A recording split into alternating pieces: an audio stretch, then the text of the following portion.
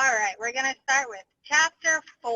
And as I explained last week, the first chapters, 3, 4, and part of 5, nope, 3 and 4 are about who we are in our business, in our lives, and how we need to show up in order to be successful with this, but also with anything. None of this is new. Like when you hear time blocking for 7L, that's no different than time blocking for cold calling, door knocking, online lead gen, or anything else, you know?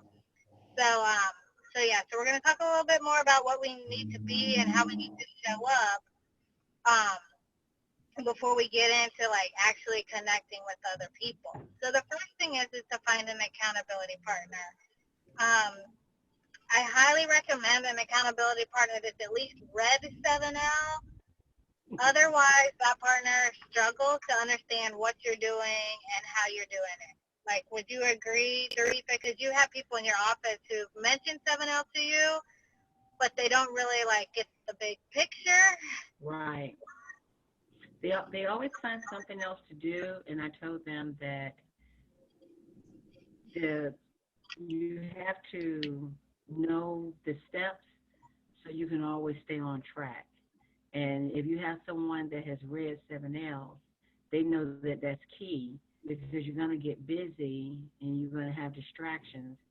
So your accountability partner would be like, to make sure you stay on track. Make sure you write those notes. Um, and you could even use like, a spouse, as long as they're familiar with what you need to do, what they need to hold you accountable for, kind of thing. So, and then if you don't necessarily have someone immediately, you can always use, like I said, Lynn, I'll add you to the Facebook group. You can always go in there and be like, hey, any ideas? I'm struggling with this or whatnot, or how are you guys doing? I'll use Power Notes because I know Doretha does all her addressing on Monday, then she writes her notes on Tuesday, Yeah.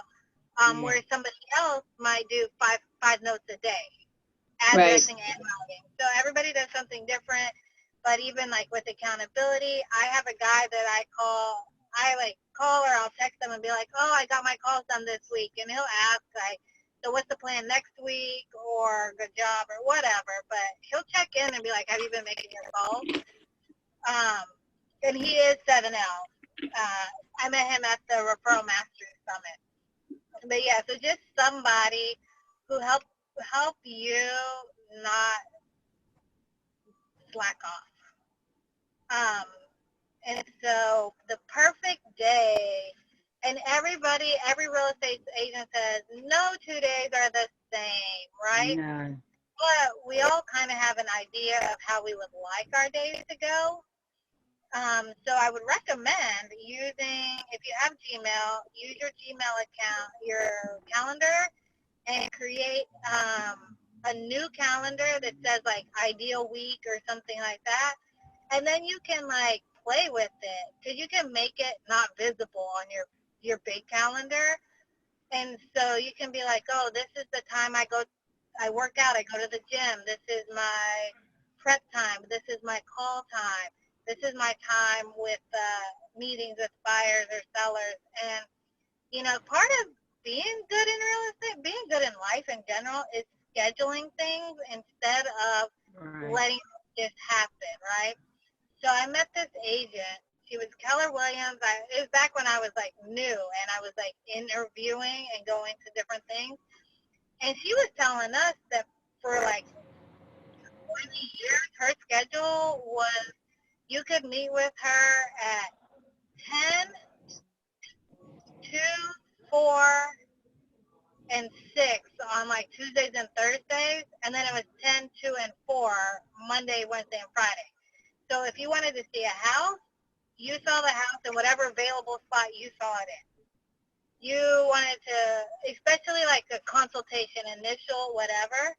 And then after that, she would work with you to be like, she would make accommodations where necessary, but she wasn't like, and I know I've done it, I know Doretha's done it, and I bet you've done it, Lynn.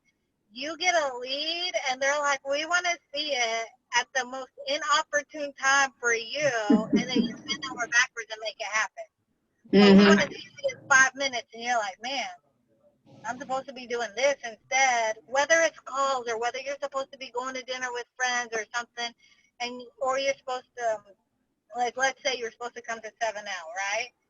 And you're like, oh, I'll just be late to that. But then what do you miss out on? You know, Right. if it's a coaching call or just, you know, you're making your calls for the day, right? What if in those calls you were making was more money than this one showing could bring in if they made an offer on it, you know? So just to Monique, think I about, got my hand up. oh, I'm sorry. But that's how I was when I first started reading the book. And I went through the first class because I was like, oh my God, this book is like telling a story. So Monique, I tell you, I didn't miss a class because I was afraid of what I was going to miss. And because it is stair steps, I was like, I'm going to miss the next step. So I made it happen. I arranged my schedule to make sure that I was at every class. Yeah. So, And, yeah.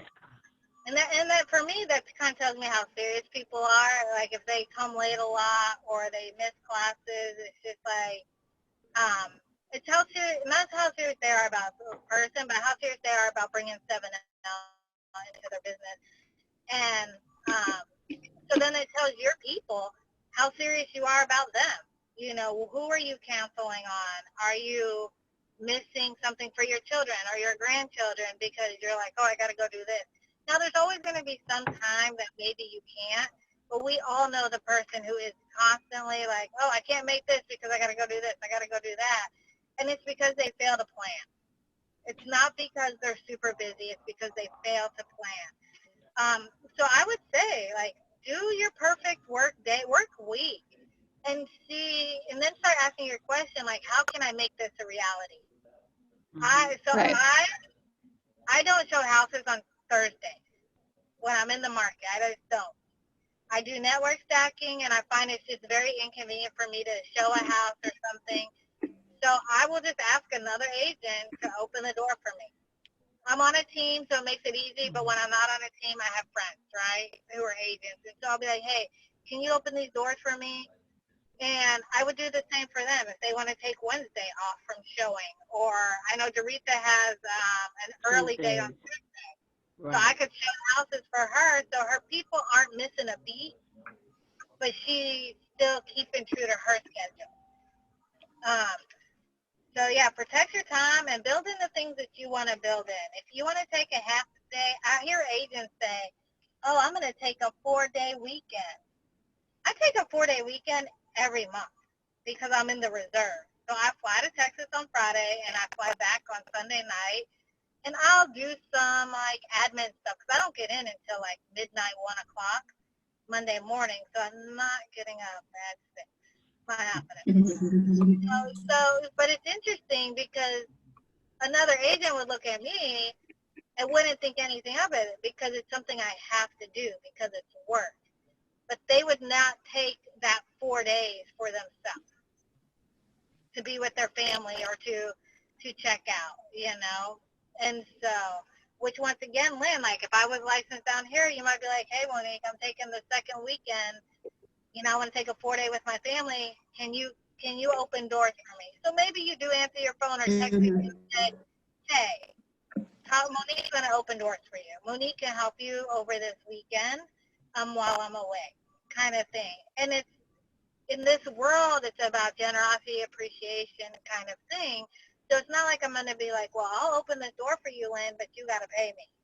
You know, no, I'm going to open the doors for you, but I would expect that you would return that and open doors for me when I'm at drill. Right. Kind of. So, yeah. But, yeah, that's one of my favorite things. And I also typically do not take meetings with anybody, like anybody, until afternoon. Because otherwise it just gets disruptive and I don't get my admin done. So I kind of skipped ahead into time blocking. And he says that 80% of your time is on the phone. Now, I I had some conversations at RMS, Referral Mastery Summit, with the guy who teaches on time blocking. And he was saying 80% of your time needs to be in the influential zone. So you don't necessarily have to be on the phone, but you want to be in a position in which you're influential. So you're either at a meeting, a seminar, communicating with people that you're using your voice though. So you're on the phone, you're having a face-to-face one-on-one. He specifically likes to go golfing one afternoon a month with his top people. That's what they do, but he's very much in the influential zone. So when you're thinking about like, oh my God, I need to spend 4 days on the phone, no, you need to be 4 days with people out of the week overall. He talks about when you return calls. So if you make dedicated time for returning calls, you're not like me on a scrap piece of paper. I need to call this person and all that. Teresa, you. I gotta mute it. I gotta mute. Okay. So you get it. Like I'm gonna make these return calls between 11 and noon. So it's easy. Like it's like a meeting. So I check my voicemail and then I return calls. So it helps you get that control of the day. And he recommends doing it at 11 and 4. Give yourself 1 hour of white space. First and 10, so there's 2 hours that he recommends being on the phone. And that's the first and 10 and the hour of power. The first and 10 really kind of like tricked me because I was like, who do I call? Well, those are the people you're going to call. Like, those are more like to-do list action items, right? I need to call and follow up on this inspection. I need to follow up with this potential buyer or follow up on this listing appointment. I need to talk with this new potential sponsor. I need to touch base with whoever. It's just more task oriented. And then the hour of power is more about connecting with your people. So that might be, you might have a list of your top 20. And so you're going to call 4 every day for the week. You don't call the same 20 every week, but you could, like your top people, you're probably talking to them at least once a month. So maybe you talk to your top 5 on the first week of the month, right? So you have 1 every day. But then you have some people that you talk to every 3 months or every 6 months, just depending, because we're going to talk about communication plan later, but when everybody has a schedule, it's easy, right? You just drop them in the schedule and you're like, okay, it's Monday the 5th, we're calling these 5 people. It's that simple. And as you get into 7L, so right now when we first get into 7L, we just have a bunch of people that we know on some level, kinda to a lot, right? And so as time goes by and we do this, we're going to have more people who are actually referring us, and they'll move to the top. And so as that happens, you're going to start to get some separation, right? And so that's kind of where the hour of power comes in. It's those people who have risen to the top or that you would like to move to the top that you want to be in front of voice-wise. So that takes care of 10 hours a week, 2 hours a day, however you want to like split it up. Any questions for time blocking? I didn't know I was doing time blocking until Monique told me I was doing time blocking, because I did my labels on Mondays, and then I would write, and then I take my half days on Tuesday, and then just different times, like I'm going to dinner on the table by 6:30. So I didn't realize I was doing time blocking until she explained to me that that's what I was doing. So now I do more of it because now I know what I'm doing. if that makes sense. Yeah, fair enough. Okay, so we'll move on to rituals. So I, rituals is not my strongest area, and almost everybody has rituals in some way, how they start their morning or their week, um, and even how they get ready for bed. So the morning ritual is basically you get up and you start your day with affirmations, writing maybe in your journal, your blessings book, and you get ready, you exercise. Lynn, he has a book called Miracle Morning, and it's all about an hour of Mm-hmm. like a morning ritual, and it has like those kinds of things in it. And the idea is like it's quiet during that time before other people start to wake up, before you actually get into the grind of work, but it allows you to mentally prepare yourself for the day. Um, I used to be really consistent at it before I came to training, and it made a difference. Like one day I was at the gym, and normally I feel this like weird sense of like hurry up at the gym, like you have to be done by a certain time. But when I was doing my Miracle Morning, I was like, oh, this isn't so bad. It felt more like I told myself like, oh, you have time, like it's okay, like you'll be done in time, like no rush. So definitely has an impact, and everybody is impacted a little differently.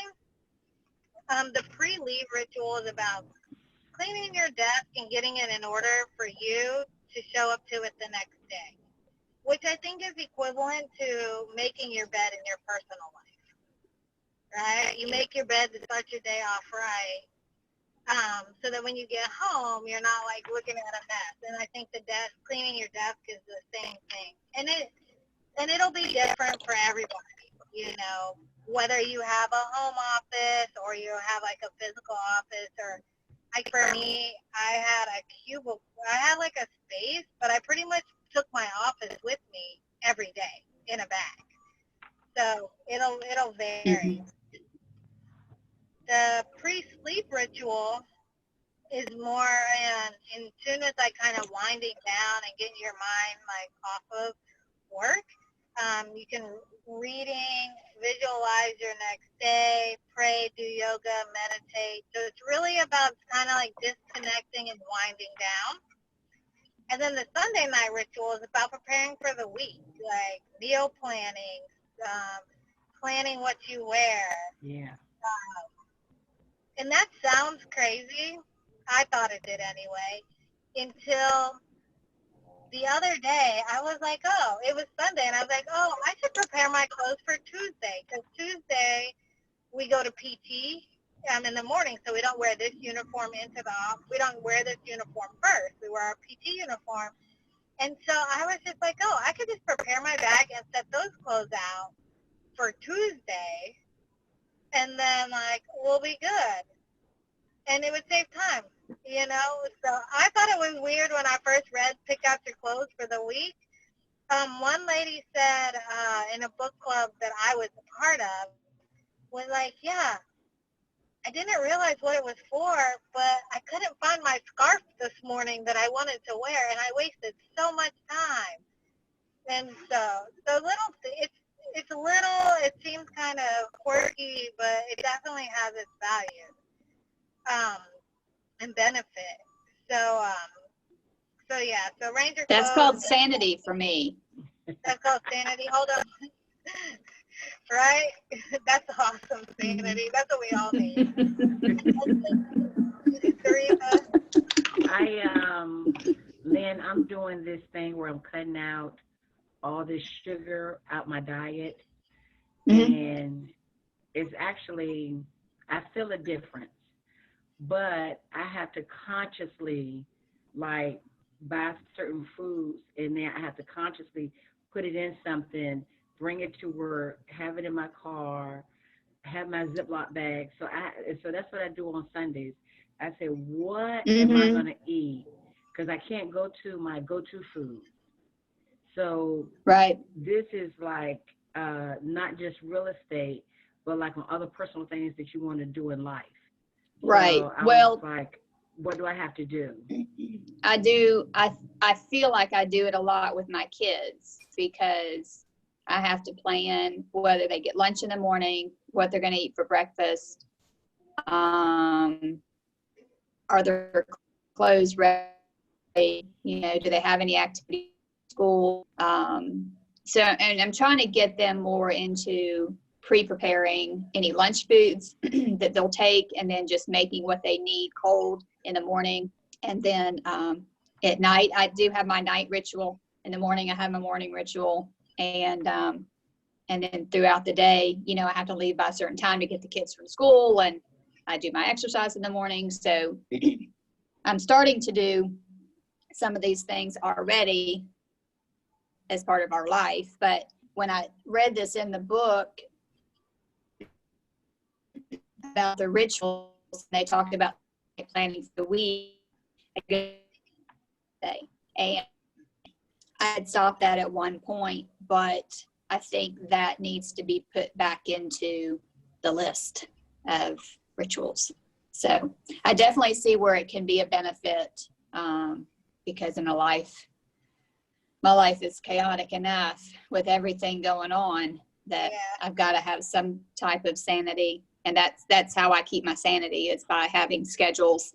And that's just how I have to function that way, or I'll lose it. I think I could function if you were my mom. Yeah. I like structure. I do too. And kind of skipping ahead a little bit, he was talking about the DISC people. Mm-hmm. And almost every, not necessarily the I, but definitely the D, the S, and the C. Like, I have all three of those attributes for sure.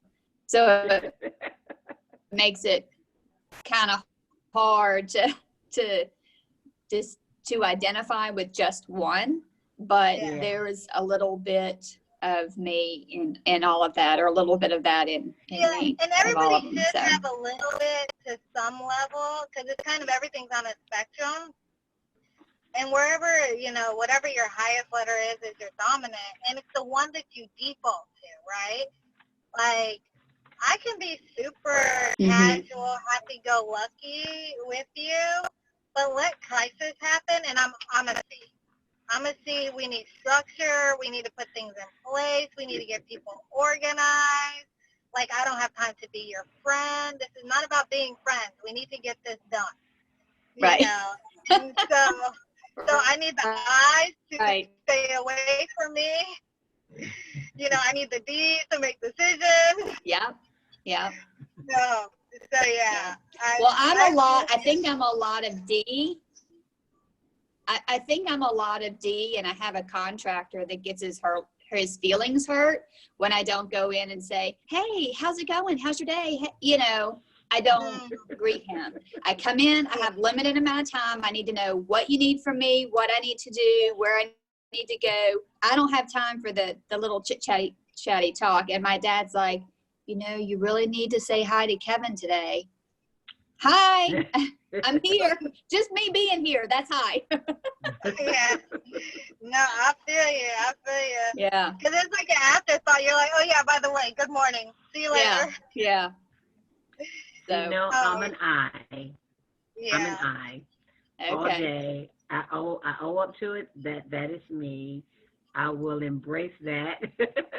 But I do see that I don't think I have any D in me. You got a little bit. You think I relate to I and S? Wait, D-I-S. Yeah. I relate to I'm a strong I, but I relate to the S. So when Monique first started helping me, Lynn, and my database was all wrong, I gave her a nickname because she was like, look, you just got to get this. You got to get organized. You got to get your life right.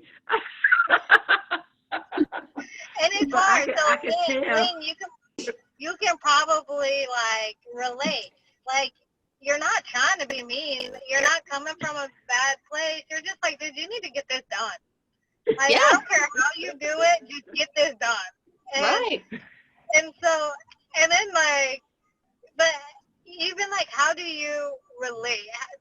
Do you just feel like, hey, Teresa, I know you're trying, but you need to get this done? Like, does that make it better?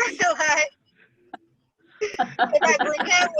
if I bring it with a cup of coffee, does that make it better?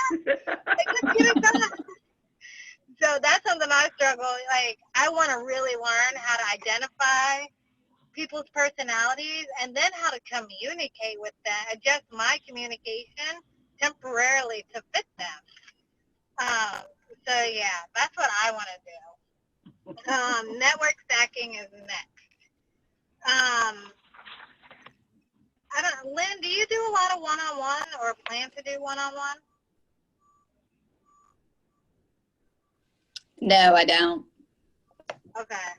No, you don't? To both questions? I don't do one-on-one. I hadn't planned on it. Okay. So we'll get through this pretty quick. For when you do have one-on-one. It Okay. says to pick a place to become a regular. In the book, it's like super fancy. It does not have to be fancy. I meet at Panera. And so, and I do it once a week on Thursdays. And I have a set time. I do it 8, 9, 10, 12, 1, and 2. So up to 6 people, but it's normally only about 4 who actually like show up. So I have 2 hours of like working time. I get there at 8 and I pick a table and I don't meet them at the door. I text them to let them know where I'm sitting, and they will typically buy their own drink or their own food before they even get to the table. So I don't even worry about it financially because that was a concern for me. I was like, I can't buy lunch for, every week for somebody Right. and 6 coffees. Like, no, I'm not interested. Like, especially when you don't spend that money on yourself. For that, like, I don't even buy coffee. Like, why am I buying you coffee? Or like, some people might do a happy hour time frame. Like, I don't drink. Why am I gonna spend extra money to buy you a drink? Right. And not just like, it's one thing if they got a cup of coffee or they got like a soda, but when the price drastically increases for pumps of other stuff, I'm not. You see what I'm saying? Right. Especially if you're a younger, newer agent, or you're not an agent who's doing like a heavy transaction load, by choice. So you just don't have that extra money. So anyway, so in the conversation, it talks about, getting to know the person, about their family, their recreational hobbies, occupation, and goals. This is probably so far away from what you want to do with your time, Lynn. You're probably like, I'm glad that you like that, but can we get to business? And so some people do 2 or 3 meetings a week. I don't. One time, anybody else who wants to have a meeting that can't meet that day, if Michelle Obama or Oprah or Carrie Underwood call me and say, hey, I want to have a meeting with you on a Tuesday, like, they can have a meeting on a Tuesday. But if a lender is like, hey, I want to meet with you on Tuesday, I'm like, I only do meetings on Thursday. And is there a possibility that I could miss out on a relationship that way? Yes. But also, I'm not getting into a relationship that is inflexible either. So these are one-on-ones with your sphere of influence, basically, lender, insurance company, Yeah, those type of connections. Yeah, more so with the people who are referring you. Okay. Could refer you, right? So I think I said something to Dorita yesterday. She's talking about having a heavy hitter as a lender and then credit counseling, right? Well, in our minds, we think like we automatically associate them with great leads. But what if your dad plays golf all day, every day, with people who have country club memberships? And they're constantly talking about people who are moving to or from the area. And he's referring you, let's say it's not your dad, let's say it's your dad's friend. and he's referring you 2 deals a month. Like, I would take him over a lender any day. You know what I'm saying? Mm-hmm. So, Right. so think about it more so with your referral people. So even if it's, you know, your top referral people or the people who have referred you the most, you probably want to like connect with them like on a monthly basis, right? Somebody who refers you a little bit less, but you would like to like move them to that area, to a higher area level. Maybe you do every other month or every 6 weeks, but that's who you want to be in front of face to face. You want to find out. They say a lot, ask about family and recreation. I'm also not very interested in that. The only reason I'm interested in those things is because there are ways to connect. Like if I was like, oh, I love dogs, and I'm having a one-on-one with you, you automatically have an in with the rescue thing that you do, right? Right. But really, when I'm meeting with like people who are have businesses of their own, I want to know how I can help them. What can I do to grow your business? Because if I can grow your business, you can help me grow my business. You know, and just really Right. lean into that. So for us, so like, let's say you're more experienced at 7L, you're having a great time. Some value you can bring to any lender is 7L, and if they can apply it to their own business. So why can't send you, you know, qualified applicants all month, every month? I can help you learn how to get more qualified applicants from your sphere. Mm-hmm. You know, so you're not spending all this money on Zillow leads or Realtor.com or something like that you're not getting the return that you would like. And value is so costly. I've Those heard. are so costly. Yes. I had a lender that wanted me to do one with her, and my portion for 4 zip codes and Virginia Beach, or 2 Virginia Beach, 2 Norfolk. My part of the bill was going to be $800 a month. A month. Yeah. My team lead used to spend $4,000. Yeah, yeah. The lender that was here a couple of weeks ago, Amy, you remember Amy Brand? Yeah. She told me last night that she used to spend $1,800 a month on some like coaching program or something.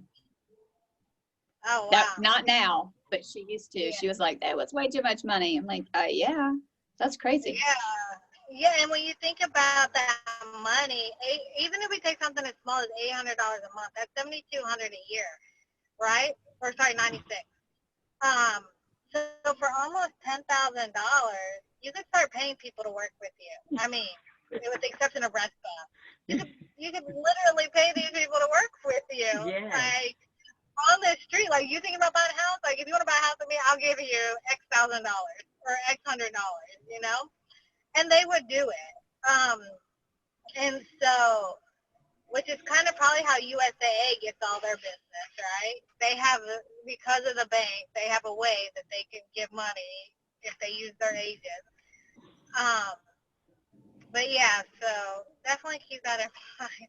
But yeah, so you basically taking your money and pouring it into your referral sources, right? And so that's the idea, is our database is our referral sources. And as we go through this, we're not necessarily looking for buyers and sellers, right?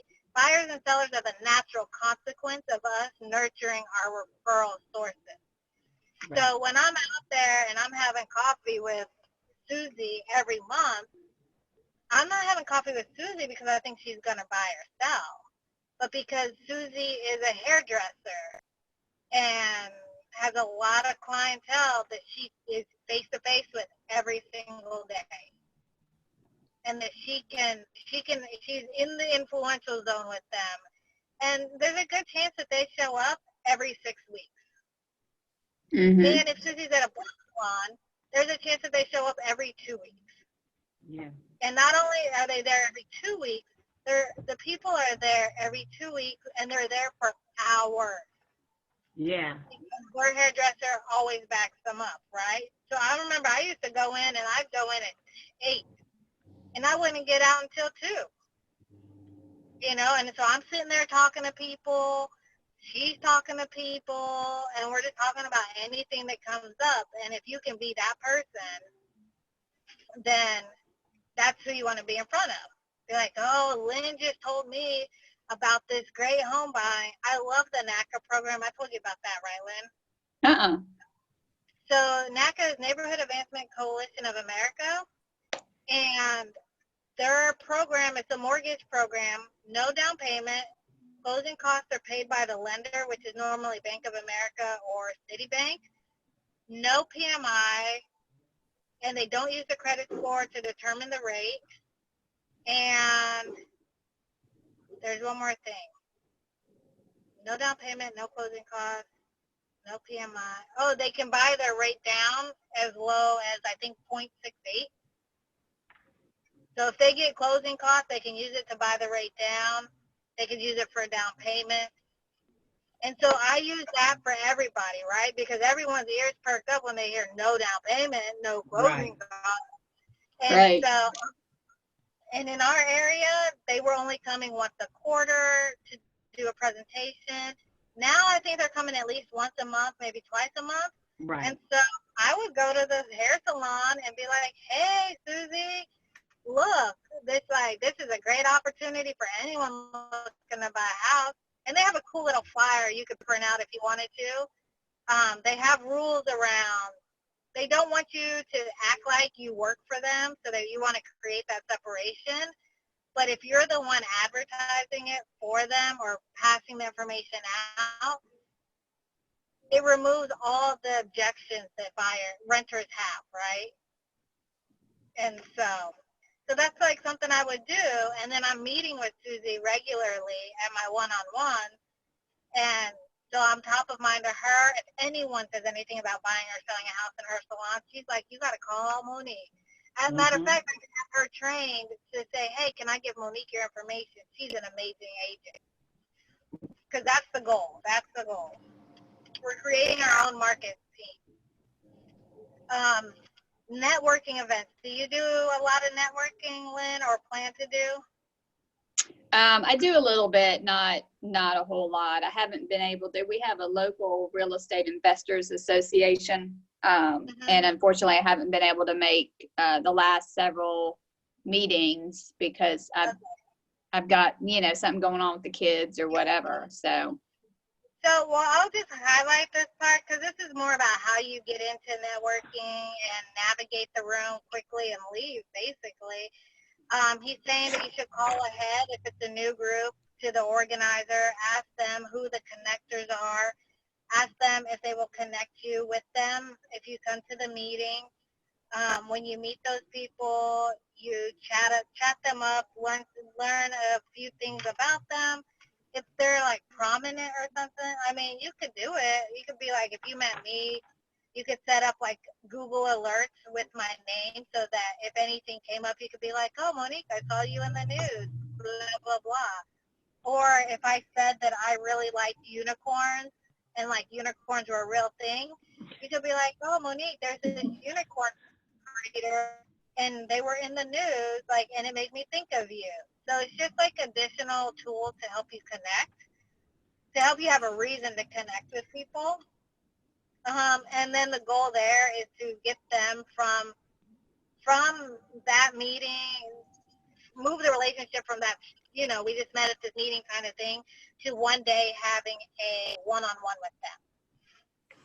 Because the whole idea is to evaluate them to see, A, if you like them and want them in your network, B, are they a fit for the network, right? So like Doretha told me this morning, she talked to an agent in Washington and was like, hey, I'd like to connect you with this agent who is really building her business around giving referrals, right? She's like, but she is a 7L coach, so if you haven't read the book, you should read the book to increase the likelihood that she'll send somebody to you. And that's what you really want, right? You want somebody who's like, Lynn is great, Doretha is great. But if you want to work with her, you have to be on your game. You have to be ready to go. I was in an old coaching group, and they share a story of a former participant who didn't compete for listing. And so you can imagine her people say, okay, I'm going to refer you to her, but you need to know she doesn't compete.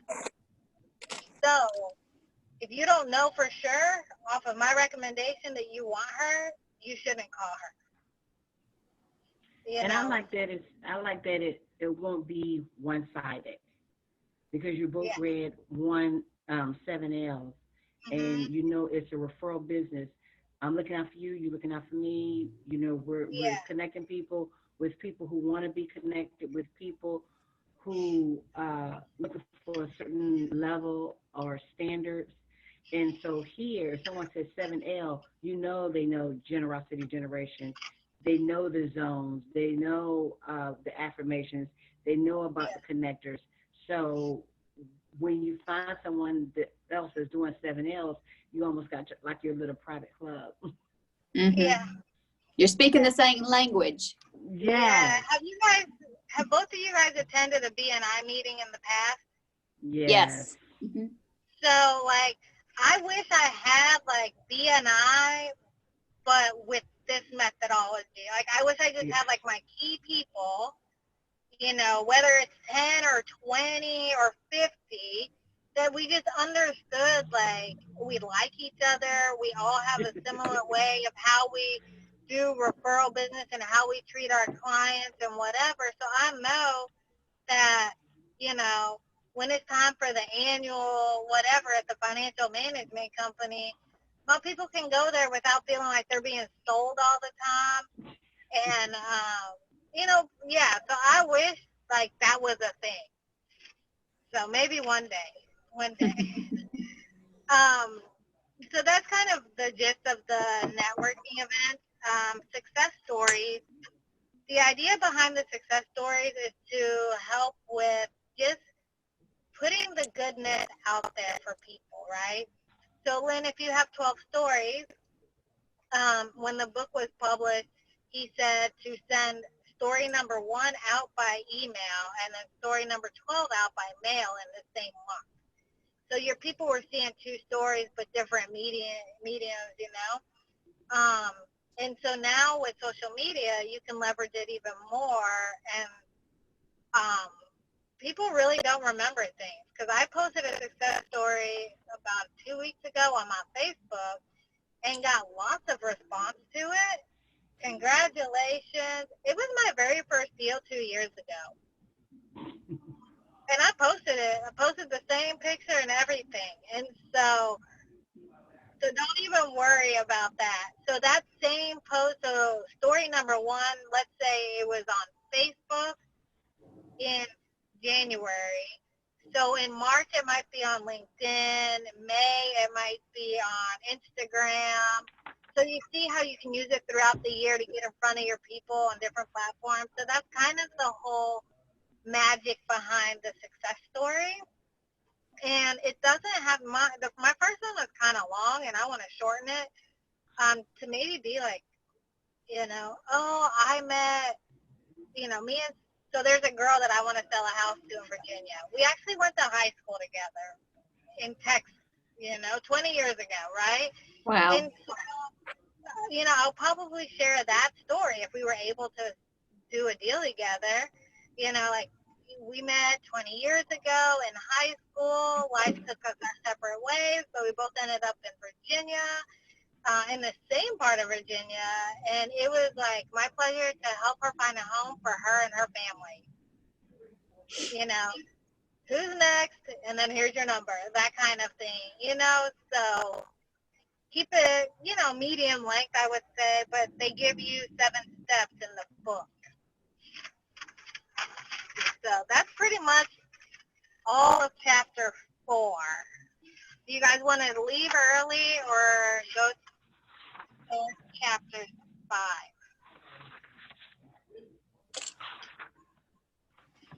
5? How much time do we have? We only have 15 minutes left.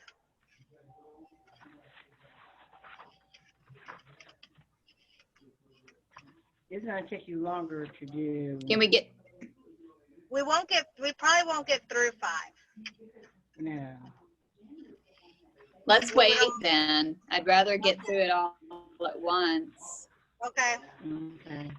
So we will wait on chapter 5, and then, but I would take a look at things out of it, specifically like the spectrum of solutions and what that means for you. Um, I'll try to send, I know Doretha, you already have this, but I'll try to send Lynn, I'll try to send you an example of the one I did, because the one in Okay. the examples look like they were created by me when I was in high school 20 years ago. Yeah, it just looks, I mean, like, legit looks like one of my business computer information system class projects. So, so yeah. So, Lynn, do you have any questions that I can help with? I don't think so. I think Okay. that time blocking ultimately will be a huge benefit to me, and then making everybody understand that they only have from this time to this time to get with me, and then you're Yeah. gonna have to wait. So, and Yeah. training them to be that way, i.e. my dad and my contractor.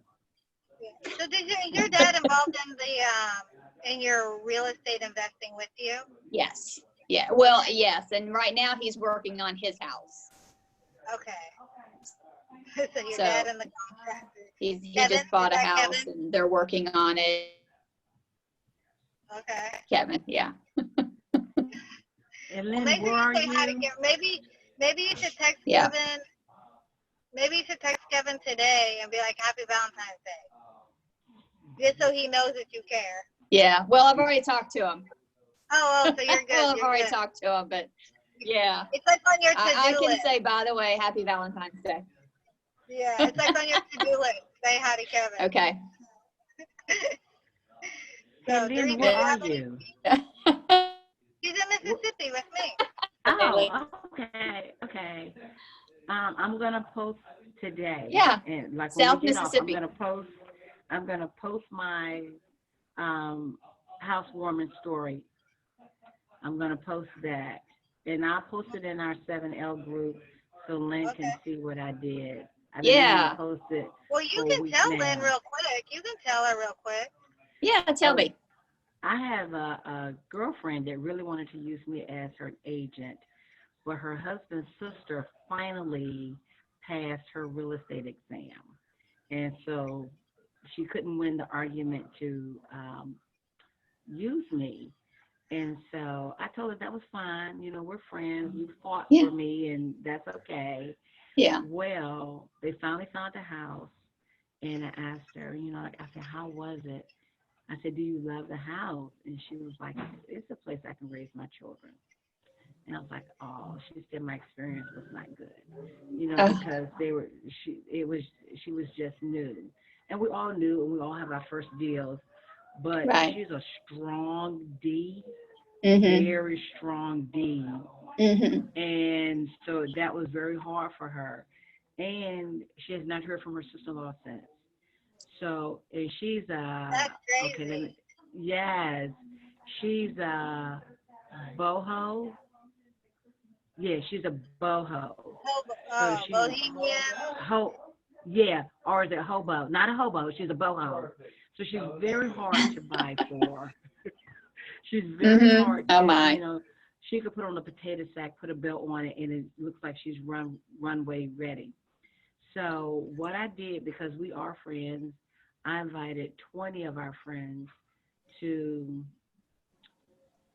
meet with her, and I said, just in a plain envelope, put what you can in there, either cash or a gift card, and I'm gonna get this beautiful box that a boho would love, Mm-hmm. and put it in there.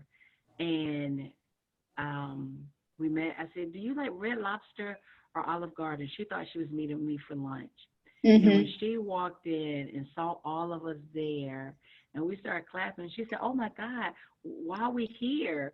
And we were like, it's your housewarming party. She just broke down crying. Oh. And we presented her with the box. And when she opened it and saw all those envelopes, because I'm telling you, she's a foodie. So she shops like at Whole Foods. She shops at Trader Joe's. She does. All her girls are like, they're unique. She has twin girls and a boy, and their names are, it means something. So Right. that's what she just needed, the money to do what she wanted to do with it. Yeah. Because, she's no Target chick or anything like that. I'm a Target chick. I can do a Target registry for everything, but she's no Target chick. And she's still thanking me. In the text message she sent me afterwards, it speaks volumes. So she hasn't referred any business to me, but everyone there thought I was her agent. And when they found out that I wasn't, they were like, Jerisa, this is amazing. And then I'm thinking, oh, this thing works. Yeah. Well, the event that I'm doing this weekend, my banner, of course, has EXP on there. And then it says that I support Just Cause Animal Rescue, and that with every transaction somebody does with me, I will donate part of my commission. I didn't say how much. I just said part of my commission will go to the animals. So that's a little giving back. And it doesn't matter, because I don't care if you're on the buyer side or the seller side, it's still going to go. Right. But it also, like, I just sold a house that my company renovated, and I did work with the buyers. They were represented by somebody else, but they'll still get a thank you card from my company stating that a donation has been made in their name to the animal rescue. So that's awesome. my little giving back, and hopefully hopefully that word will spread, especially among the animal community. So. Yeah, over time it definitely will. Yeah, I like and then that. Lynn, I might forget this, so just remind me. Okay. But is it Toro? I think it's Toro Chauffeur White out of Washington. She has this great gives back post that she does, and it's like the house, and it's like just gave whatever to this organization. So it's a great way to kind of she only puts it, I think, on her Facebook business page. I don't think she puts it on her personal page, but because they do give back, and so that's something you could maybe model. You can include the amount, you can choose not to include the amount. It's definitely up to you. But it's a way to kind of associate you with, whatever. And even if you wanted to, I know you're connected to the Just Cause group, but even if somebody was let's say that there was somebody who wanted to give to a group that was all Dalmatians, because that's their thing. If you call them, you get to give them that option or message them. I mean, in this situation, the buyers, you might not have their number, but if it's your clients, you can ask them. I give back to, animal organizations when you're ready to expand across organizations. Yeah. Yeah. Because I run, but I'm real big into charity. And so one thing I've been thinking about is you can sponsor a charity 5K sometimes for as little as $100. But if people just start seeing your name, it's not a big deal, Or you can be if somebody's Alzheimer's really near and dear to my heart, well, there's a 5K for that. And I can be I sponsored this in your name. So it's still keeping it within who I am. And so I know you're real big in the dog community. Yeah. You'll come to our jog with a dog? When is it? Did I tell you my thought? I said we can do a jog with a dog. Yeah, but you didn't tell me the date. No, we haven't set it up yet. Oh, okay. But we were trying to. Yeah, we were going to look. Before I leave, I'll be there. Yeah, I will definitely let you know. When are you leaving? April 23rd, hopefully. Okay.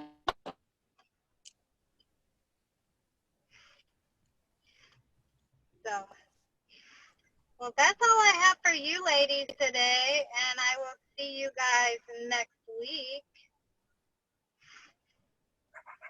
This was